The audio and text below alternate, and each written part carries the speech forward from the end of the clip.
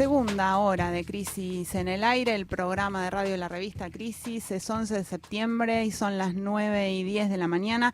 Estábamos en el bloque, en la última parte de la primera hora, en el tercer bloque, hablando del aumento que hubo esta semana de la violencia en la ciudad de Rosario, y vamos a seguir hablando ahora de ese tema con una de las personas que más saben de este asunto, con Marcelo Saín, que está al otro lado del teléfono. Saín es profesor, es investigador, es especialista en cuestiones de seguridad y también de narcotráfico. Fue ministro de Seguridad de la provincia de Santa Fe hasta marzo de este año y ahora es el director provincial del organismo de investigaciones del Ministerio Público de la acusación de la provincia de Santa Fe. Buen día, Marcelo, ¿cómo estás? Jimena Tordini y Mario Santucho, estamos acá. ¿Qué tal? Buenos días a los dos, un gusto. Marcelo, estábamos contando un poco antes, en el bloque anterior, lo que había pasado en Rosario esta semana, el asesinato de Argüelles, los otros episodios de violencia letal que hubo. Y lo primero que te queríamos preguntar es si vos ves en esta última escalada o esta última ola de violencia un pase de pantalla, digamos, un agravamiento de la situación en la ciudad de Rosario, o si es más o menos más de lo mismo. Mirá, ninguno de los acontecimientos que se juntaron en el tiempo en esta semana tienen relación entre sí, no están concatenados, porque muchas de las violencias que ocurren cuando se concentran en el tiempo son violencias encadenadas, es decir, son revanchas, facturas, vueltos, idas y vueltas de organizaciones que están disputando el territorio. Con lo cual a mí me cuesta mucho pensar de que hubo un pico. La tendencia anual es un poco más baja que la del año pasado y exactamente la misma día a día de los años anteriores, excepto el 2019, que fue un poco más baja. Pero los niveles de violencia en Rosario, que terminan en homicidios dolosos, es permanente, persistente desde el año 2013 en adelante. 2013-2014 adquirió los niveles más amplios. Después, alguno tiene que desagregar un poco. Estas violencias se producen, lo informamos el año pasado, en el 13% del territorio de la ciudad. Una ciudad de 1 millón de habitantes, una ciudad donde hay todo un conjunto de barriadas populares, que son las barriadas populares de la vieja Rosario industrial, que están integradas a la ciudad, o sea, están adentro de la ciudad, no es periferia. Yo diría más bien, la periferia rosarina del oeste y del norte es una periferia ricachona, de countries, donde se canaliza gran parte del dinero, entre otras cosas, el narcotráfico también. O sea que es una violencia en la que se convive en un pequeño ejido urbano, con mucha resonancia, pero que al mismo tiempo es un ensamblaje de la ciudad extraño, porque vos estás en el centro de Rosario, en el macro Rosario, y estás en los barrios que continúan al macrocentro, y es una ciudad pacífica, es una ciudad que tiene los problemas de robos predatorios, de delitos predatorios propios de la pandemia y la pospandemia, pero nada distinto del resto de la ciudad. Y además, yo creo que quedó el sello, ¿no?, de la violencia en Rosario, la violencia narco en Rosario, porque no hay más violencia que en el Gran Buenos Aires, inclusive en algunos sectores focalizados de la ciudad de Buenos Aires. El tema es que los socialistas, cuando en la década anterior magnificaron este problema y le llamaban carteles, crimen organizado, a grupos profundamente desorganizados, muy letales, rústicos, porque el delincuente que monta una empresa económica y anda a los tiros es un mal gerente, es un muy mal empresario, porque a la corta o a la larga pierde. Fíjate el cantero, tira muchos tiros, pero ese muchacho no va a transitar nunca más por una calle de ningún lugar. Ese muchacho, siendo joven, se va a morir en una cárcel. Con lo cual, evidentemente, no es muy redituable y cada vez se le hace más difícil el mantenimiento del dominio criminal, si no es con hechos de violencia, que lo distancian de cualquier posible negociación con el Estado, ¿se entiende? Entonces, yo desmitificaría mucho. Lo que ocurre cuando pasa algo en el Gran Buenos Aires, donde viven 17 millones de personas, digamos, 15 millones de personas, digamos, el impacto social que tienen esos acontecimientos es infinitamente menor. Digamos, una balacera en una punta de La Matanza, eso no incide en el centro de otro lugar, en San Justo. Digamos, esto es lo que me parece que hay que medir un poco, pero cuando vos tomás un conglomerado urbano con tanto nivel de población y haces tasa criminal, bueno, evidentemente las tasas rosarinas son tasas muy elevadas, pero son tasas muy focalizadas en el territorio, están muy vinculados al mercadeo minorista, con chicos que están gerenciando los territorios que lo único que saben hacer es tirar tiros. Marcelo, te saluda Mario Santucho, ¿cómo estás?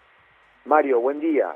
Bueno, estamos hablando con Marcelo Saín, especialista en el tema de, bueno, de la seguridad, de la violencia, de las violencias urbanas, y actualmente uno de los protagonistas de la seguridad precisamente en Santa Fe, específicamente, y el tema que nos convoca hoy a Rosario. Ahora vamos a ir hacia también la provincia de Buenos Aires, la comparación con lo que está pasando acá. Te queríamos preguntar específicamente sobre eso y también en la ciudad de Buenos Aires, pero para antes de perder un poco la trama concreta de los acontecimientos de esta semana, si para entender bien, vos decís entonces que no hay específicamente una especie de auge, una especie de pico en relación a la violencia, pero en ese sentido te quería preguntar entonces, ¿cómo ves la dinámica de las organizaciones criminales narcos? Porque sí, lo que parece ser es que tienen relación estos hechos letales en Rosario esta semana con, por ejemplo, un arrepentido de una de las bandas que fue uno de los asesinados, y por otro lado el trasfondo del juicio que mencionabas a Guillermo Cantero, ¿no? ¿Cuál es la realidad hoy, desde tu perspectiva, que conoces bien, de las organizaciones narcos en Rosario? Pero por eso, yo creo, Mario, déjame decirte algo, todos estos acontecimientos de lunes y martes ocurrieron una semana antes de las elecciones. Exacto. Y eso le da una magnitud muy particular. Allá la prensa es muy concentrada, y es una prensa que fue la prensa legitimante y aliada del Frente Progresista. Y es una prensa que sigue trabajando para el Frente Progresista, en términos generales. Cuando digo hegemónica, digo no tenés medios alternativos, prácticamente son marginales los medios alternativos o independientes a ese bloque histórico de poder. Entonces están todo el tiempo magnificando estos hechos porque, entre otras cosas, pretenden la derrota de Omar Perotti, electoralmente hablando.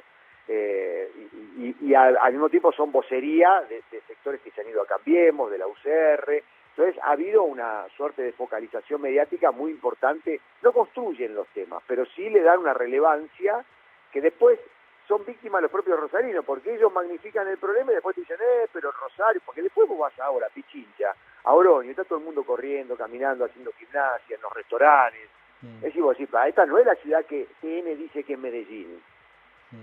A ver, yo he trabajado muchos años en Centroamérica, fundamentalmente en el Triángulo Norte. No salir a la calle es no salir a la calle. Yo trabajé en Honduras, yo trabajé en El Salvador, yo trabajé en Guatemala. A las 6 de la tarde en el Distrito Central de Guatemala tenés que ir desde el centro, no podés estar ahí. O sea, a ver, esto es un elemento que yo quiero destacar. Después tenés hechos puntuales. El caso de Argüelles es un caso muy particular porque fue un testigo de cargo muy importante contra la organización criminal más importante de los últimos años en Rosario, que es la liderada por Esteban Lindor Alvarado. Él era un miembro clave de esa organización, tuvo un testimonio muy importante, pero él rehusó formar parte del programa de protección de testigos.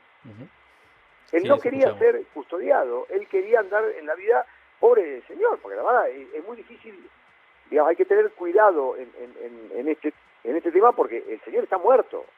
Y el señor era un señor de riesgo en función del rol procesal que él tuvo en esa causa que está en la antesala del juicio, que se va a llevar adelante aparentemente los primeros meses del año entrante. Y que yo presumo, por la carga de pruebas que hay, de que va derecho a una condena por prisión perpetua. Entonces, este señor resistía, trabajaba, una familia numerosa. Es muy difícil para estos núcleos, si vos no lo metés dentro de un programa de protección de testigos, que sobrevivan en la misma ciudad donde están los gatilleros de los tipos que son gatilleros de poca monta, A ver, cuidado que acá no hay sicariato internacional o vienen de afuera que sale $100.000 un asesinato.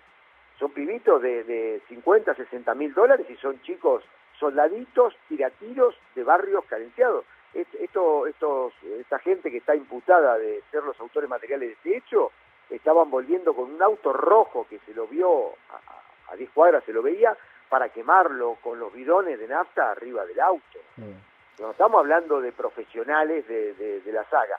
Habían ido ya previamente, lo visitaron, o sea, como que no les costó mucho perpetuar ese hecho. ¿De acuerdo? Entonces es un hecho puntual Y ahora tenemos que cuidar a otros testigos de cargo en esa causa que son importantes y que tenemos desde la Fiscalía, yo del organismo de investigaciones, contacto. Mariano Ortigala, Rodrigo Ortigala.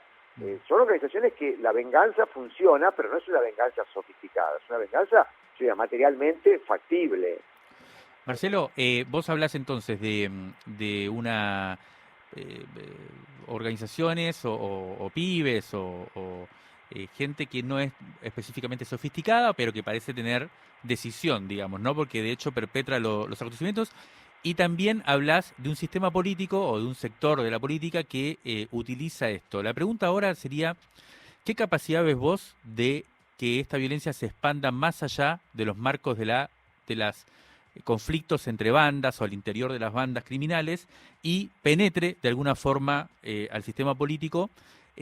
Porque ya vimos un caso de un asesinado el año pasado, ex concejal, ¿no? Eduardo Brazante, pastor evangélico, miembro de una fuerza progresista de ahí de la ciudad de Rosario, y actualmente escuchamos a Carlos del Frade, otro compañero, amigo, que denunció estar amenazado también por las bandas narcos. ¿Vos qué ves esta una dinámica preocupante? ¿Ves que esto...? Voy a ser sincero, yo no sé por qué razón, cuál es la situación de riesgo del Frade, porque la verdad que no puedo discernir qué razón habría para que alguna organización vaya por él. Te lo digo con franqueza. Así que yo bajaría un cambio. El asesinato de Trasante no se inscribe dentro del marco de un asesinato político bajo ningún punto de vista. Es un asesinato en el marco de una trama criminal que está para esclarecerse, que había un montón de elementos de prueba en la instrucción del sumario, en la investigación, que daban cuenta con claridad de que ahí los testigos directos del hecho no dijeron toda la verdad. En fin, no se quiso tirar de la soga porque se montó un show político por parte de sus ex compañeros que lo expulsaron de ese espacio, un show político para victimizarse como, reitero, valga la redundancia, víctima de una acción política. Desde ya te lo digo, Mario, eso no fue un hecho vinculado al mundo de la política, ¿de acuerdo? Y es miserable sacar un rédito político de un acontecimiento estrictamente criminal. Lo que pasa... En segundo lugar, sí, yo no sé cuál es la situación de riesgo del Frade, por qué razón alguien querría matarlo, sinceramente. Pero lo que pasa es que me parece que lo que... No vamos a estar construyendo héroes donde no los hay, usando estos hechos para victimizarse, porque hay mucha gente que está con riesgo real. Los fiscales del caso corren riesgo de real y tienen un riesgo en el que estamos prestando atención. A mí no me escucharon decir nunca que yo estoy en riesgo. ¿Por qué? Porque yo me metí en esto y me la banco. Pero por eso, hay otras personas que digamos que de hecho están amenazadas o por lo menos se sienten amenazadas y hay también hechos que no fueron aclarados. Ese es el tema también, el esclarecimiento es un tema también que puede generar otra perspectiva, pero en tanto no sea así, no, en el caso de Trasante. Y también puede generar especulación política de gente miserable. Está bien. Sí. Bueno, pasemos a otro tema que me parece clave y que por supuesto tiene que ver con esto, pero que vos mencionabas al principio, que tiene que ver con lo que sucede... Perdón, Mario, yo me quedé enganchado con lo anterior, porque sí, lo que tienen que dar explicación, aquellos que sostuvieron que se trató de un crimen político ¿por qué? ¿Por qué? ¿Por la revolución que están en ciernes, que están bajando de la Moncada? No, de la Sierra Maestra sería. Sí, Sierra Maestra, perdón. ¿Cuál es la razón? ¿Qué están tomando el...? Me parece, Marcelo, que es un personaje político que fue asesinado en situaciones que no se han esclarecido.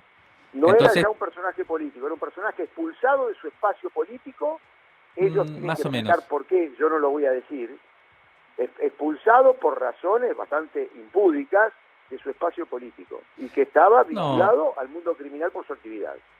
Bueno, eso por ejemplo no está demostrado, esto que decís. No, él iba a las cárceles, como que no, sí, visitaba. Bueno, pero iba a las cárceles porque era pastor, claro. Sí, por eso. No vinculado él, no él formando parte de una trama criminal, no vinculado a un mundo, digamos, bueno, pero ya sea por su actividad como pastor evangélico y ya sea por su pasado, que en realidad no era tan pasado, pero bueno, él había sido concejal, un personaje político conocido, y con sus hijos asesinados por el narco, se había convertido en un referente de la lucha contra la violencia en su momento. Después es verdad que tuvo esto que decís, pero que fue también... Pero prestemos atención, Mario, a otras cosas. Prestemos atención a los fiscales.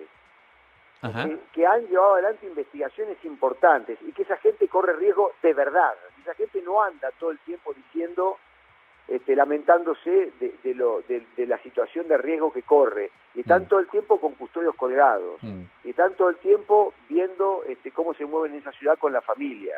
Y hay funcionarios políticos que están en una situación de riesgo real. Yo desactivé situaciones complicadísimas en el marco de amenazas sobre fiscales y sobre funcionarios políticos, pero que había razones tangibles y sabíamos muy bien quién estaba detrás de todo ese conjunto de amenazas. Entonces, yo lo que digo, no trivialicemos estos hechos, digamos, porque el día que hay una desgracia que apunte para otro lado, yo no sé cómo voy a poder controlar mis emociones frente a estos especuladores. Marcelo, yo quisiera, si te parece, ir porque a lo que considero que es uno de los fondos del problema, ¿no? Vos mencionabas Buenos Aires y mencionabas también la ciudad de Buenos Aires, específicamente la 1114, y Buenos Aires también es un territorio con bastante presencia de estas actividades y demás. Sin embargo, parece que la gestión de ese tipo de conflictividades está encapsulada, ¿no? Yo hace poco, no voy a decir por supuesto nombres ni demás, pero hablé con gente del Ministerio de Seguridad de la provincia de Buenos Aires y un poco lo que escuchaba, no sin hacerlo de manera de cierta forma implícita, es que su manera de encarar el problema era menos mal que la bonaerense de alguna manera gestiona esto, porque si no, el espejo es Rosario, ¿no?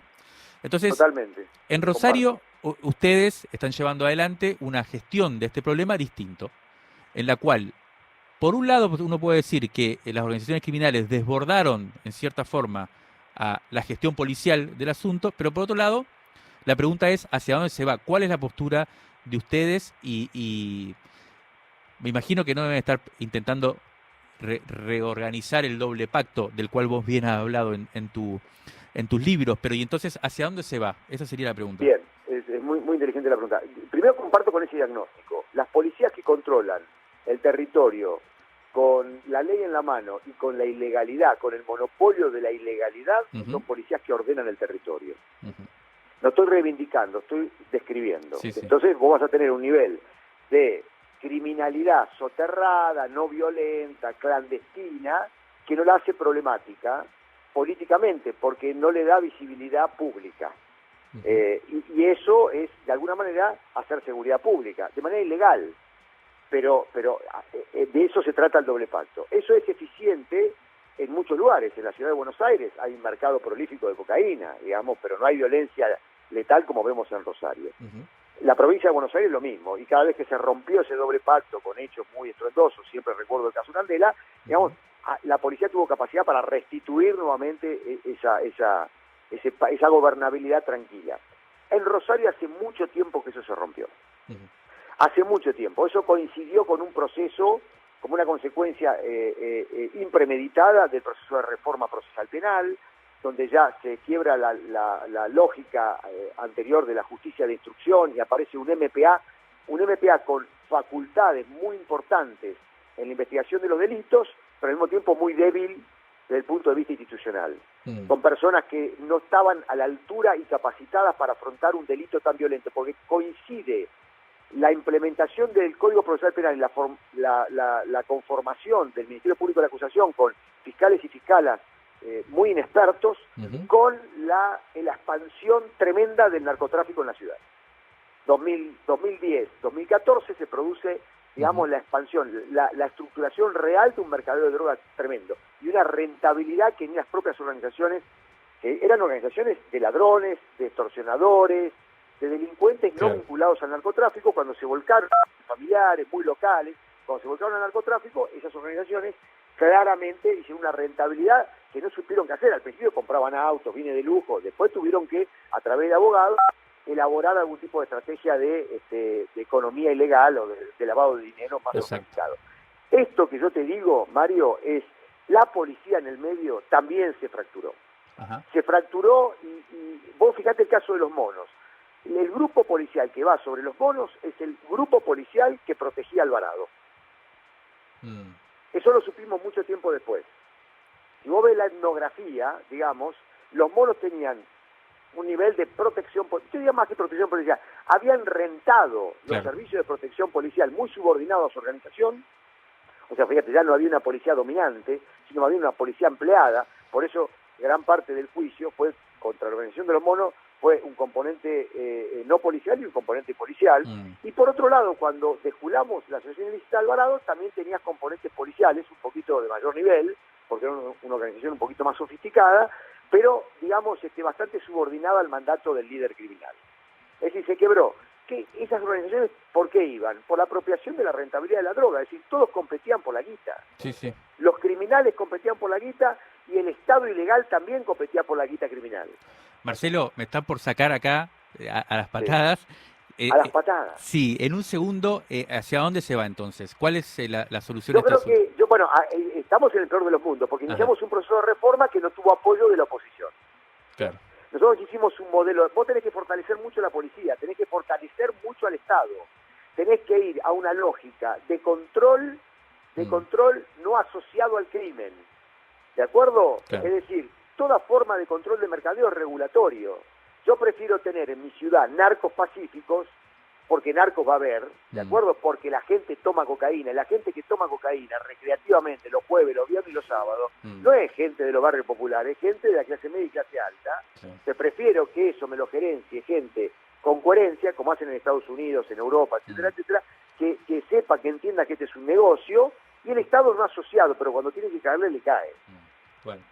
Bueno, un temón, Marcelo, vamos a seguir charlando cuando vos quieras también, estamos acá como para seguir pensando, y supongo que mañana va a ser también importante lo que suceda, ¿no? En las elecciones. Se define si la mafia gana o la Mirá mafia que estamos pierde. en veda, Bueno, Marcelo, te mandamos un abrazo grande. Abrazo grande.